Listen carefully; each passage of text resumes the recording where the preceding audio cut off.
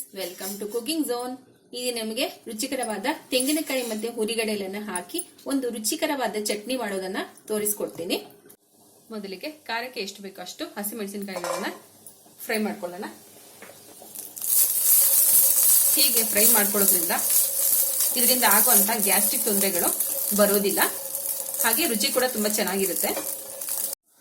ಜಾರಿಗೆ ನಾವು ತೆಂಗಿನಕಾಯಿ ಚೂರುಗಳನ್ನ ಹಾಕೊಳ್ಳೋಣ. ತೆಂಗಿನ ತುರಿ ಕೂಡ ನೀವು ಬೇಕಿದ್ರೆ ಹಾಕೋಬಹುದು.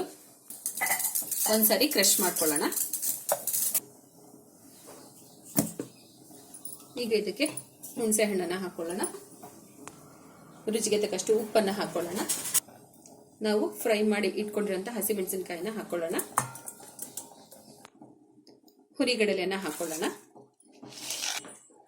ಕಾಳು ಮೆಣಸು ಆಪ್ಷನಲ್, ನಿಮಗೆ ಬೇಕಿದ್ರೆ ಹಾಕೊಳ್ಳಿ. ಈಗ ಚಳಿಗಾಲ ಇರೋದ್ರಿಂದ ಈ ಕಾಳು ಮೆಣಸನ್ನ ಉಪಯೋಗಿಸೋದ್ರಿಂದ ಇಮ್ಯುನಿಟಿ ಪವರ್ ಬೂಸ್ಟ್ ಆಗುತ್ತೆ. ಹಾಗೆ ಮಕ್ಕಳಿಗೆ ಶೀತ, ಕಫ, ಕೆಮ್ಮು ಏನೇ ಇದ್ರೂ ಇದು ಕೂಡ ಸರಿ ಹೋಗುತ್ತೆ. ಇದು ಕೂಡ ಆಪ್ಷನಲ್. ಒಂದು ಪಿಂಚಿನಷ್ಟು ಜೀರಿಗೆಯನ್ನ ಹಾಕೋತಾ ಇದ್ದೀನಿ. ಇಷ್ಟನ್ನ ನಾವು ಸ್ವಲ್ಪ ನೀರನ್ನ ಸೇರಿಸಿ ರುಬ್ಕೊಳ್ಳೋಣ.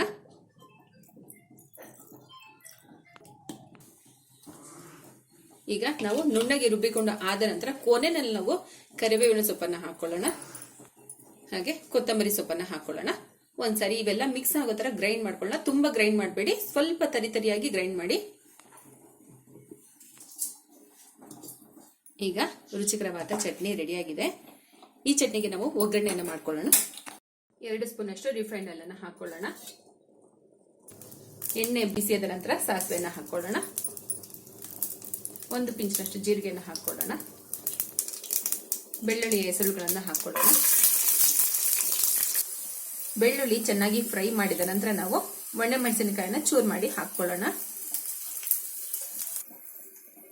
ಕರಿಬೇವಿನ ಹೆಸರುಗಳನ್ನು ಹಾಕೊಳ್ಳೋಣ.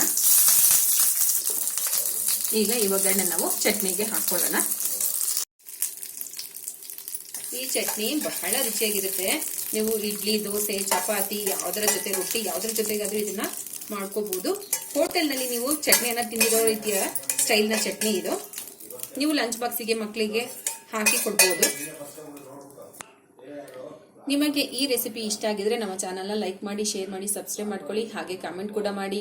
ಹೊಸ ರೆಸಿಪಿಗಳಿಗೋಸ್ಕರ ನೋಟಿಫಿಕೇಶನ್ ಬೆಲ್ ಅನ್ನ ಪ್ರೆಸ್ ಮಾಡಿ. Thank you for watching.